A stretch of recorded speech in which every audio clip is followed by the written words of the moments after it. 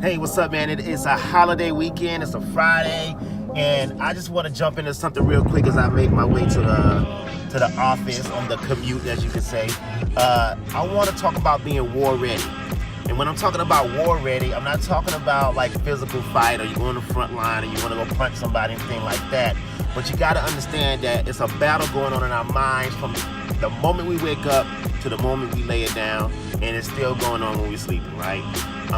Joyce Myers. I read that book, The Battlefield of the Mind. It was very, very instrumental in my coming to Christ and coming to God. But I tell you, I've been in situations that even with this week has been going on, it started me thinking about being war ready. And I'm gonna give you a couple of tips that I'm working on, and hopefully it can shed some light to you or give some light to you as well about being war ready.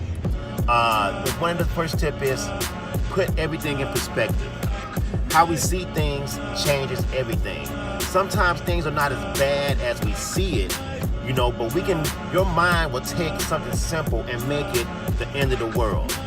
What happens is if you take something out of perspective that's not that big, because when you make it that big, you pause every other thing in your life. See, sometimes your perspective can disable you from movement. It'll make you still. And I'm not talking about the still when you want to be still to hear God. I understand that. The still where you're not doing anything but replaying whatever's going on in your head over and over and over again.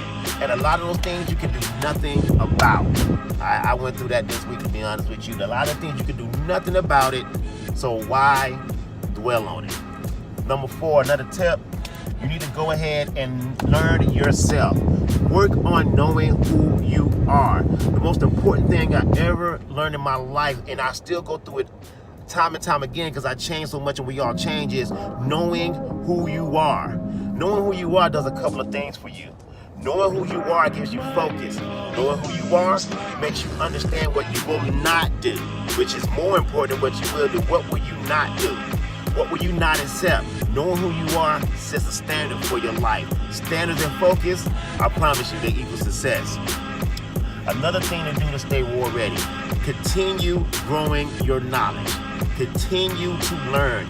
Never stop learning. You learn your whole life, and the truth of the matter is, if you don't actively learn, then life is going to start teaching you, and you'll have no choice. And I promise you, you being active in your learning is much better than life having to teach you on the back end.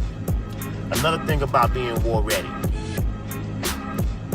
learn how to communicate with people you love. Learn how to communicate with people, period. But never deter from the truth, from who you are, and where you're trying to go. I say that to say this. When I say war ready, sometimes people will come along in your life and they're going to try to deter you from a focus or a dream that you're trying to obtain. And it can come from somebody that you love, it can come from somebody that you care about, it can come from a mentor. I firmly believe that God gives you a gift. And he sends people along, and he sends circumstances along to train you in that gift so you can cultivate that gift so you can get where you're trying to go. But there will also be some people to come along and tell you that your gift, you shouldn't do that. Why would you want to start a business? Why would you don't really need to do that. And I think a lot of that is a test as well to how bad you want it. Because once something is in your heart, as the word says, so a man thinketh, so he is. His treasure is in his heart. The treasure is in your heart. If it's in your heart to do it and you decide to do something else based upon someone you love or a mentor, you're going to have your own personal hell on earth. And that is not any way to live. This is the last one. And this is part of my struggle. You're not perfect. Make mistakes. If you're going to fail big. Because that's the best way to learn. Knowledge gets you experience, and experience gets you wisdom. But knowledge not applied to anything doesn't mean anything. So understand, you're gonna have some losses. And what I work on a day-to-day basis is how do I deal with the loss?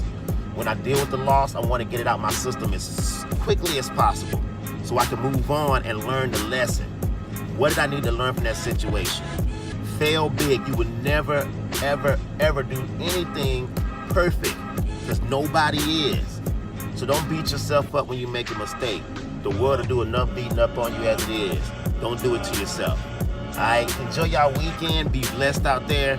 I'm excited just to have a Monday off. I think I'm just gonna really like disconnect and cut everything off, at least for a couple of days this weekend.